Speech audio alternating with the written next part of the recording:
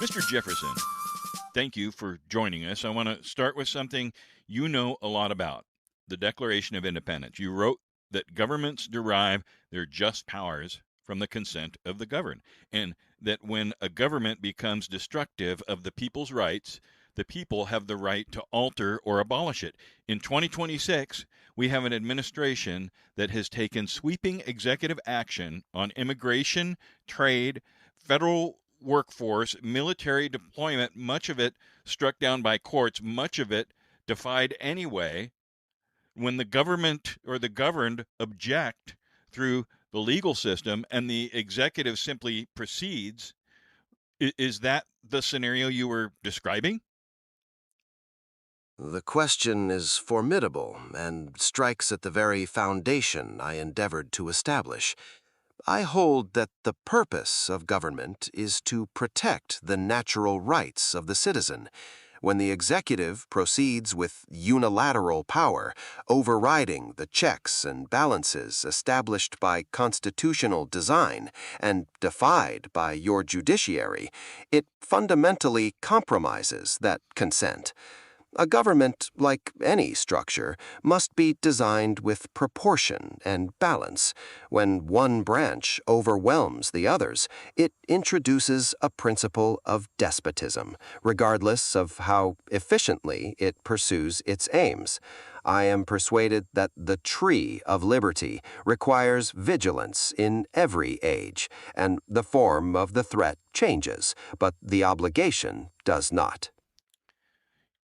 You were deeply suspicious of concentrated executive power. You fought Hamilton over it. You worried about the presidency becoming a kind of elective monarchy. This president has used emergency powers to impose tariffs. The Supreme Court ruled in February 2026 that he didn't have that authority. Under the statute he cited, he deployed National Guard troops into American cities. The court stopped that too, at least temporarily. He's used executive orders to target specific populations, transgender Americans, immigrants, federal workers. You wrote extensively about the dangers of a president who governs by decree. How close is this to what you feared? The question strikes at the very heart of the republic I helped to design. I fought against centralized power from the beginning, viewing it as the natural enemy of individual liberty. An elective monarchy was precisely what we sought to avoid with the careful diffusion of authority. I have to ask you the hard one. You wrote, all men are created equal. You need not hesitate. I am merely a man from another age. Ask your question. The truth must be confronted. Well, I have to ask you the hard one. You wrote, all men are created equal while owning over 600 people. The current president has used executive power to strip protections from vulnerable groups, immigrants, LGBTQ Americans, federal employees, while claiming to represent the people. You understood better than most how a person can articulate a principle and completely fail to live by it. When you watch a government invoke liberty while restricting it, does that feel familiar? It is a formidable contradiction, and one that must be acknowledged. I wrote that all men are created equal, and yet I lived a life predicated on the denial of that principle. That failure does not diminish the truth of the words, but it indicts the man. When I observe the executive employing power to strip protections from vulnerable groups while claiming the mandate of the people, I see a familiar delusion. The concentration of power always tends towards tyranny, and it justifies itself with the most beautiful language. The structure we established was built on the principle of checks, for power must be balanced and constrained.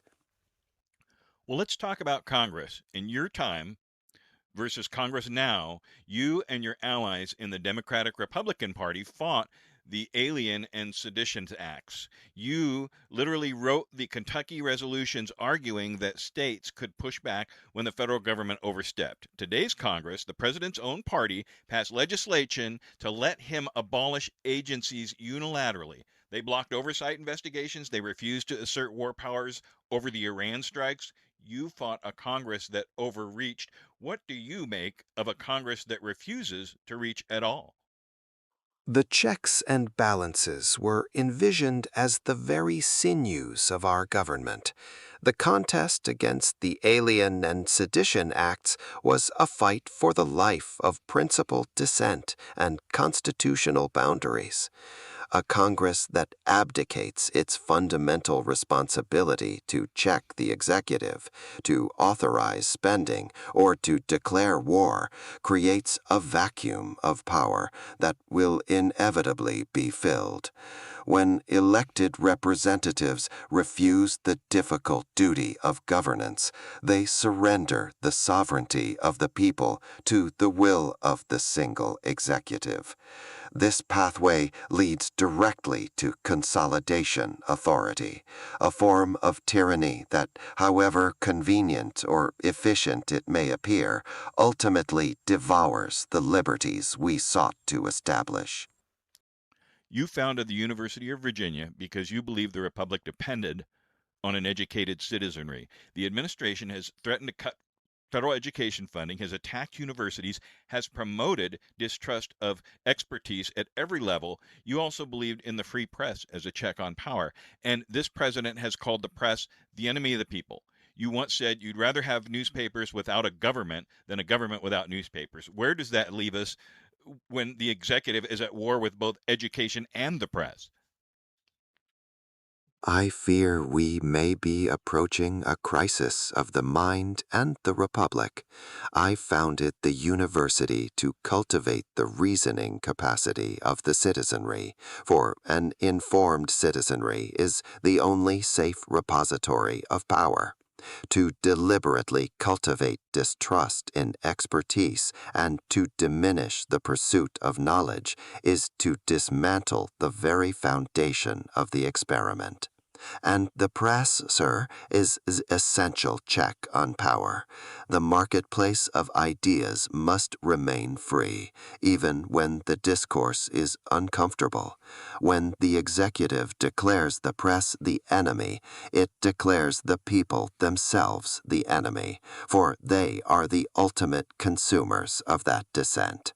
This is a path I recognize with considerable trepidation. Final question, Mr. Jefferson.